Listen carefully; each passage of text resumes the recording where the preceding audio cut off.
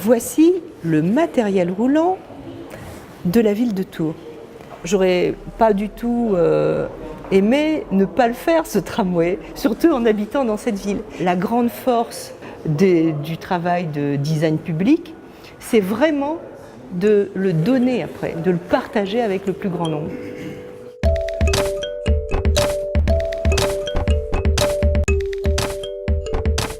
Le métier de designer, c'est le métier de maintenant, c'est le métier d'aujourd'hui. Les designers d'il y a 20 ans, ce n'est plus les mêmes. Ça devient quasiment un rôle, en plus de faiseur, de concepteur, ça devient un rôle de chef d'orchestre. Quand nous réfléchissons au dessin d'un produit, eh bien, il faut penser tous les acteurs qui vont le fabriquer, tous les acteurs qui vont le choisir, tous les acteurs qui vont s'en servir. Ce n'est pas forcément toujours les mêmes. Et dans quel contexte on peut l'utiliser ou le consommer. Je ne suis pas sûre d'avoir un style. Ce qui m'importe, avant d'avoir un style esthétique, c'est d'être en phase avec un usage.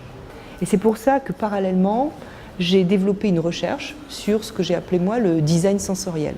On a imaginé que la seule façon de mieux travailler, c'est de parler au sens des gens, au sonore, au toucher, à l'odeur. Donc tout ce qui est en interface avec l'homme a forcément une relation avec ses sens.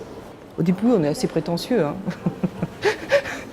On pense qu'on va changer le monde. Très modestement, après des années et des années, on ne le change pas. On essaye d'accompagner le monde, c'est tout. Mais à peine, et avec une incidence et une empreinte très faible. Mais si on a donné quelquefois, avec ce que nous faisons, du plaisir à une ou deux personnes, et bien déjà c'est réussi. Voilà.